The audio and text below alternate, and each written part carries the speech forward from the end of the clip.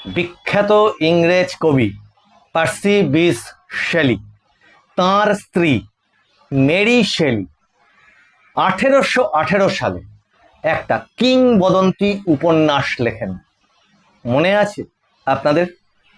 যারা জানেন না তাদেরকে বলি, ফ্র্যাঙ্কেনস্টাইন, বা অনেকে উচ্চারণ করেন ফ্র্যাঙ্কেনস্টিন, যাই হোক না কেন উচ্চারণটা, তাতে ভিক্টর ফ্র্যাঙ্কেনস্টাইন নামে এক বিজ্ঞানী, সেই বিজ্ঞানীর সেই কাহিনী, আর আমরা যা বলে থাকি অনেক সময় কথ্য বাংলাতে, তোমারে বধিবে যে গোকুলে বাড়িছে সে, শ্রীকৃষ্ণ এবং কংস কথা, সেটার সাথে তুলনা টানা হয়।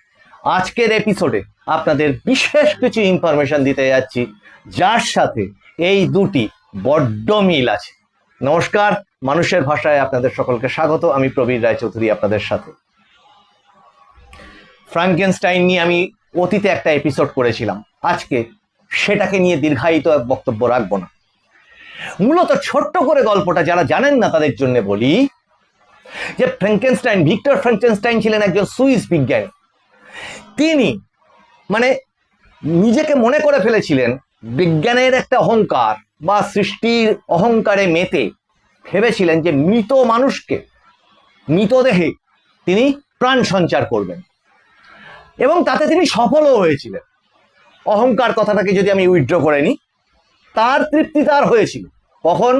যখন বিভিন্ন অঙ্গ প্রত্যঙ্গ সংগ্রহ করে সেই বিজ্ঞানী একটি মৃতদেহ তাতে প্রাণ সঞ্চার করেছিলেন। কিন্তু ঘটনা হচ্ছে, সেখানে এই মৃতদেহটিতে প্রাণ সঞ্চার করতে গিয়ে একটা শর্ত ছিল তার ফর্মুলাতে। সেটা কি? সেটা হচ্ছে যে মস্তিষ্কটা আছে, সেই মস্তিষ্কটা সেই দেহের থাকলে হবে না, অন্য আর একটি মৃতদেহের মস্তিষ্ক তাতে দিতে হবে। এখন গন্ডগোলটা হলো ঠিক সেখানে। এই মৃতদেহ যখন প্রাণ সঞ্চারিত হলো এবং জীবিত হয়ে উঠলো, গন্ডগোল শুরু হলো সেখান থেকে। তা পরিণত হলো এক দৈত্যে বা এক অনিষ্টকারী মানুষ, বা বলুন বা দৈত্য বলুন বা ভয়ঙ্কর কিছুতে, যা কিনা তার কথার মতো আর চলতে থাকলো না, যা মানব জাতির পক্ষে অত্যন্ত ক্ষতিকর হয়ে দাঁড়ালো। আমি সংক্ষেপে বলছি তো, অনেক বড় উপন্যাস, আর এক লাইন বলে ছাড়বো। এখন শেষ পর্যন্ত পরিণতিটা কি হয়েছিল? ওই ভিক্টর ফ্র্যাঙ্কেনস্টাইন তার পরিণতি, করুণ পরিণতি হয়েছিল, তার নিধন হয়েছিল ওই ফ্র্যাঙ্কেনস্টাইন নামক তার তৈরি সেই জীবদেহ বা মানব বা দৈত্য বলুন তার হাতে। আর তোমারে বধিবে যে গোকুলে বাড়িছে সে, এ কথাটার আর ব্যাখ্যা দেওয়ারই দরকার নেই। আজকে যেভাবে পশ্চিমবঙ্গে ভোট হচ্ছে, তাতে আমরা আশ্চর্য হয়ে উঠছি, চমকে উঠছি। এটাই তো যথেষ্ট আশ্চর্যের জিনিস। একটা ভোট, ভারতবর্ষে যাদের অন্যান্য রাজ্যগুলোতে একটু যাতায়াত আছে, আত্মীয় স্বজনরা যাতায়াত করেন, আর বিশেষত পারিযায়ী শ্রমিক বন্ধুরা যারা এখনো সেখান থেকে রয়েছেন বা আসেন যান, তারা একটা কথা বারবার বলেন যে ভোট কখন হয়ে গেল বুঝতেই পারলাম না। আর এখানে ব্যাপারটা আলাদা। কেন? আচ্ছা বলুন তো, এটা খুব একটা আশ্চর্য লাগছে। আমি অনেক দিন ধরে বলবো করি যে ভারতবর্ষে তো অনেক লিডারের, পলিটিক্যাল লিডারের অনেক বদনাম হয়েছে অতীতে। আমি নামগুলো না হয় নাই করলাম, অন্তত রাস্তায় মিছিল বার করেছে, সেই নামগুলো যদি একটুখানি টাচ করে যাই, তাদেরকে শ্রদ্ধা রেখেই বলছি যে এই সিপিএম বা এই বামফ্রন্টের কর্মীরা, তারা মিছিলে বেরোতো বফর্স কেলেঙ্কারির সময়, গলি গলি মে চোর হ্যায়, গলি গলি মে শোর হ্যায়, রাজীব গান্ধী চোর হ্যায়। এটা তো আমরা দেখেছি, বফর্স কেলেঙ্কারি নিয়ে কত কিছু না হয়েছে তখন। এবং পরবর্তীতে বামফ্রন্টের এখানে ক্ষমতায় আসার ক্ষেত্রে সেই স্লোগানগুলো খুব বড় ভূমিকা নিয়েছে। আচ্ছা এটা খেয়াল করুন তো, ভারতবর্ষে তো আরো নানান কেলেঙ্কারি অতীতে হয়ে গেছে, বড় কেলেঙ্কারি। 3G স্ক্যাম, 2G স্ক্যাম, এর আগে কোল স্ক্যাম, কমনওয়েলথ স্ক্যাম, এর আগে একটা স্টিং অপারেশন, তেহেলকা কাণ্ড, যেটার জন্য মমতা বন্দ্যোপাধ্যায় মন্ত্রিসভা ছেড়ে চলে এসেছিলেন, ইত্যাদি ইত্যাদি হয়েছিল। আচ্ছা ভাবুন, আমি কারোর নাম করছি না, কল্পনা করে নিন আপনারা, ভারতবর্ষে কোনো লিডারকে এরকমটা কি দেখেছেন? যে কোনো ফেসবুক পেজ খুলুন, যে কোনো ইউটিউব চ্যানেল খুলুন, সোশ্যাল মিডিয়ার চতুর্দিকে, রাস্তায় যান, ঘাটে যান, মাঠে ময়দানে, ট্রেনে যেতে যেতে গল্প করুন, এত নোংরা নোংরা মানুষের ভাষা দিয়ে সেই পলিটিক্যাল লিডারটিকে বিদ্ধ করছে মানুষ। মানে একটা সামগ্রিক ক্ষোভ হাঁসফাঁস করছে মানুষ সেই ক্ষোভটা থেকে মুক্তি, মানে ক্ষোভটাকে উড়ে দেওয়ার জন্যে, উপুড় করে দেওয়ার জন্যে, এবং তার থেকে মুক্তি চাইছে। এরকম ঘটনা দেখেছেন কখনো? এক আশ্চর্য ঘটনা। এবং সেই জন্য বলছি যে এই তৃণমূল কংগ্রেস, আপনাদের আগের একটা এপিসোডে বলেছিলাম যে লিখে রেখে দিন যে তৃণমূল কংগ্রেস 20% ভোট পায় কিনা, সেটাও হবে আশ্চর্যের। এবং আজ আবার বলছি, উত্তরবঙ্গ জুড়ে যে ভোট হয়েছে এবং দক্ষিণবঙ্গে যে ভোটটা হতে চলেছে, ওই সাহস নিয়ে আজকে মানুষ বুঝে গেছে, হ্যাঁ ও বাবা ওই রকমটা হতে পারে। মানে এবার আর চুরি খাটবে না, এবার আর হুমকি দিয়ে কিচ্ছু হবে না, এবার হুমকি যে দাও সে এবার ঘরে ঢোকো, এবার আমি ঘরের বাইরে বেরোবো। এই যে সাহসটা সঞ্চারিত হলো মানুষের মনের মধ্যে, এই তৃণমূল কংগ্রেসের আসন সংখ্যা 20, 25, 30-এ নেমে গেলে একদম অবাক হওয়ার কিচ্ছু নেই। আপনারা লিখে রেখে দিন, ভুল আমি হতেই পারি, যদি ভুল হই একদম নত মস্তকে স্বীকার করে নেব। তবে এরর পার্সেন্টেজ এটুকু মাথায় রাখবেন, সেটা হয়তো অল্প একটু এদিক ওদিক হলেও হতে পারে। কারণ আমি না, জানেন তো, বিশ্বাস করুন, অন্তত আমি, আপনারা কমেন্টে সেটা জানান, আপনারা এত সুচিন্তিত একটা কমিউনিটি গড়ে তুলছেন, তার জন্য আমি অত্যন্ত কৃতজ্ঞ। কারণ বাংলা কি চায় জানেন? এই মুহূর্তে শুভবুদ্ধি সম্পন্ন মানুষের মতামত চায়। মানুষ মুখ বধির হয়ে গেছিল, মুখ বধির সম্প্রদায়কে আমি ছোট করছি না, মানে বাক্যহীন হয়ে গেছিল, শুনতে পেয়েও শুনতে পাচ্ছিল না। যাকে আমি বলি জীবিত থেকেও, মানে জ্যান্ত থেকেও একটা মৃতদেহের মতো আমরা হয়ে গেছিলাম। অভিযোগ জানিয়ে কোনো ফল নেই, অভিযোগ জানিয়ে হবেই বা কি, এইরকম একটা পরিস্থিতি হয়ে গেছিল। মানে প্রতিবাদ জিনিসটা না বলতে বাঙালি ভুলে গেছিল এবং ভেবে ফেলেছিল বোধহয় সে হচ্ছে সর্বশক্তিমান। নো, আমি তখন থেকে বলতাম এটা হতে পারে না। পৃথিবীর সব স্বৈরাচারী শাসক সেটাই ভাবে যে আমি সর্বশক্তিমান, এই আমার কথায় এখানে সমস্ত হয়, এই এটা হচ্ছে আমার এলাকা, ওনাদের নাকি এলাকা। আমরা ছোটবেলায় লিখেছি না, মুঘল সাম্রাজ্যের পতনের কারণ, স্বাধীনতা আন্দোলনের ইতিহাস, আইন অমান্য আন্দোলন, ব্রিটিশ সাম্রাজ্যের পতনের ইতিহাস আমরা লিখেছি না? আমরা এটুকুও পরবর্তীকালে রাষ্ট্রবিজ্ঞান টিজ্ঞান নিয়ে যারা পড়াশুনো করেছেন, কংগ্রেস জমানার পতন, হালে বাম দুর্গের পতন, এগুলো কি হয়নি? মানে এগুলো কি কাল্পনিক?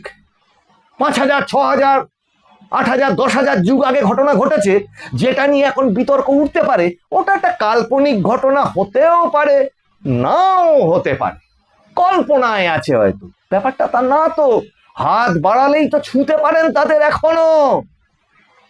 এখনো তো তারা রাস্তায় রাস্তায় ঘুরে বেড়ায়, একটু মাথাটা নিচু করে পাশ দিয়ে শুট করে চলে যায়।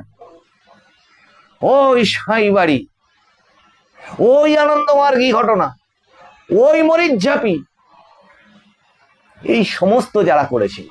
আর এ যা হচ্ছে, এ তো মনে হচ্ছে সমস্ত কিছুকে ছাপিয়ে চলে গেল।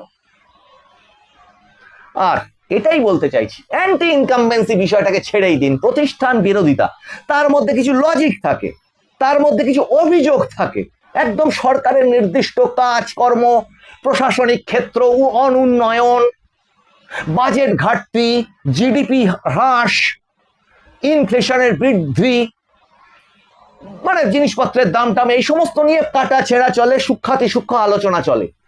কিন্তু সাংঘাতিক নিন্দা, সাংঘাতিক, মানে একটি মানুষ, একটি লিডার নিজের নোংরা ভাষা দিয়ে, নিজের নোংরা আচরণ দিয়ে, নিজে একটি নোংরা সমাজকে তৈরি করবার প্রতিজ্ঞা করে এবং তাতে উৎসাহ দিয়ে সমস্ত সমাজটাকে বিনষ্ট করে দিয়ে যাদের তৈরি করলো তাদেরকে বলেছি ফ্র্যাঙ্কেনস্টাইন। আজকে সেই ফ্র্যাঙ্কেনস্টাইনরা কিন্তু চতুর্দিকে সক্রিয়। মাথায় রাখবেন এটাও যে যারা ছাপ্পা দিত ওই বাম আমলে, প্রত্যেকটা ভোটে ছাপ্পা বা রিগিংটাকে শিল্পে পরিণত করে ফেলেছিল এবং সেই শিল্পটাকে উন্নত শিল্প, কুটির শিল্পে বা সায়েন্টিফিক একটা পদ্ধতিতে পরিণত করে ফেলেছে এই শাসক, ভুল বললাম, আর মাত্র কদিন বিদায়ী শাসক দল তৃণমূল কংগ্রেস। কিসে কিসে না, কোথায় কোথায় না ষড়যন্ত্র এবং চর ঢোকানো যায় যাতে মানুষ নিজের ছায়াকেও বিশ্বাস করতে না পারে। আর ঘটনা কি জানেন? একদম বাড়িয়ে বলছি না, সেই আওরঙ্গজেব থেকে হিটলার, মুসলিনি থেকে চাউসেস্কু, এই সমস্ত স্বৈরাচারী শাসকের একটা কমন গুণ, নিজের শেষ দিকে নিজের ছায়াকেও এরা বিশ্বাস করতে পারতো না। ফলত হিটলারের ওই কি বলে কুয়ো খোঁড়া বা গহ্বর বা বাংকার মনে পড়ে? আরো আরো প্রচুর স্বৈরাচারী শাসক আছে, একটু কল্পনা করে করে দেখুন, মিলটা কিন্তু একই রকম। আর এই স্বৈরাচার ভারতবর্ষের ইতিহাসে দেখতে হবে কোন একটি রাজ্যে, কি তো কল্পনার অতীত, আবার সেই রাজ্যটার নাম কি পশ্চিমবঙ্গ, যেখানে নাকি নেতাজি এবং রবীন্দ্রনাথ থেকে শুরু করে যত যাকে বলা হতো রত্নগর্ভ, বিদ্যাসাগর বঙ্কিমচন্দ্র বলে শেষ হবে না, রত্নগর্ভা এই বাংলার মাটি, সেখানে এই জিনিস।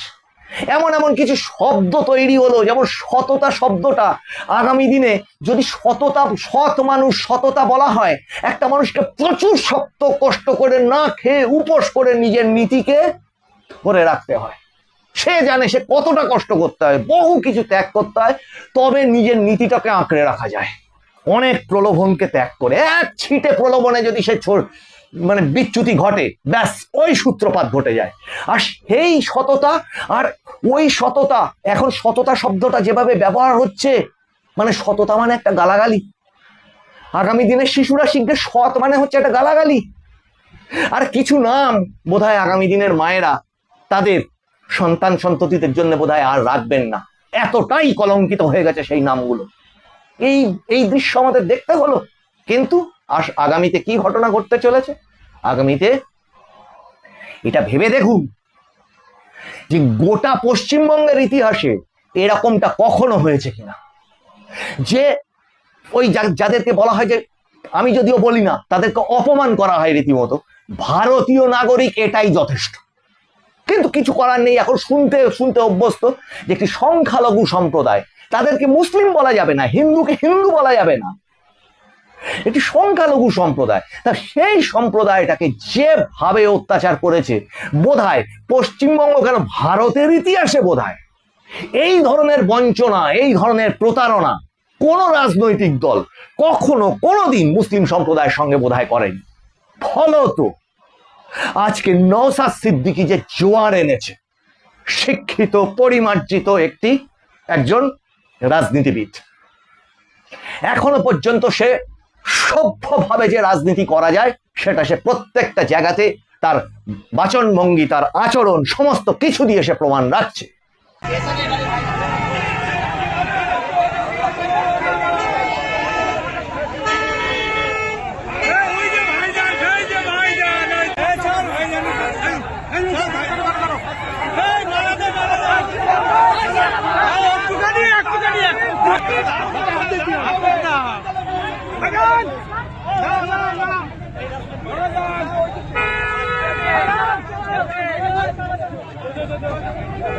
ঠিক আছে, ঠিক আছে।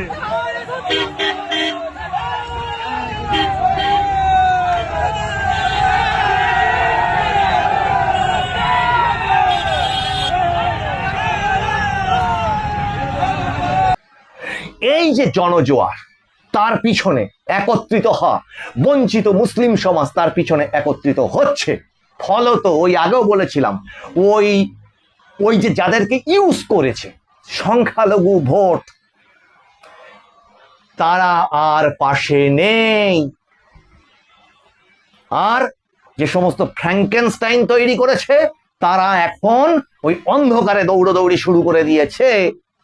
তথ্যগুলো খুব শিগগির আপনাদের সামনে এসে যাবে, যখন ওই বলেছিলাম 25,000 অ্যারেস্ট হওয়ার জন্য অপেক্ষা করে আছে, নন বেলেবেল ওয়ারেন্ট, জামিন অযোগ্য গ্রেপ্তারি পরোয়ানা মাথায় নিয়ে। কারণ আবার বলছি, উত্তরবঙ্গ ভোট হয়েছে, তাদের পরিবেশ পরিস্থিতি ভূপ্রকৃতি সব একরকম, আর দক্ষিণবঙ্গ কিন্তু আর এক জিনিস, যেখানটা স্লিপার সেল, জঙ্গিদের স্লিপার সেল হয়ে রয়েছে এই জায়গাগুলো, বিভিন্ন জায়গাগুলো, সীমান্তবর্তী সমস্ত জেলাগুলো, গ্রামগুলো, ছোট আধা শহরগুলো, গ্রামের ভিতরগুলো, সেই সমস্ত জায়গাতে সমস্ত ডাটা কিন্তু এনআইএ, সিবিআই, ইডি, আর সব থেকে বড় কথা 5 থেকে 6 মাস নির্বাচন কমিশন এই পশ্চিমবঙ্গের মাটিতে টুল পেতে বসে থেকে সেই ডাটা আজকে কালেকশন করেছে। তারপর কিন্তু ইলেকশনে হাত দিয়েছে, যার প্রশংসা সুপ্রিম কোর্টের প্রধান বিচারপতি আজকে করেছেন, সলিসিটর জেনারেল তুষার মেহতা করেছেন, এবং হাত জোর করে দাঁড়িয়ে তৃণমূল কংগ্রেসের পক্ষ থেকে সেখানে বলা হয়েছে এরকম শান্তিপূর্ণ নির্বাচন আমরা আর কখনো দেখিনি। অবশ্যই আমরা এক্সপেক্ট করব শান্তিপূর্ণ নির্বাচন যেন হয়, জনসুনামি যেন ব্যালট বক্সের ওপরে গিয়ে পড়ে, তাদের মতটা জানায়। তার কারণ অপশাসন বিদায় হয়েই গেছে, শুধু সূর্যটা ওঠা বাকি। আপনারা মতামত জানান, সাবস্ক্রাইবটা একটু করুন, নোটিফিকেশন অন রাখুন, লাইক করা না করা এটা আপনাদের ব্যাপার। আপনারা নজর রাখুন মানুষের ভাষার পর্দায়। মানুষের ভাষা সবার মনের কথা বলে। আপনাদের সঙ্গে আবার দেখা হচ্ছে সামনের এপিসোডে। নমস্কার।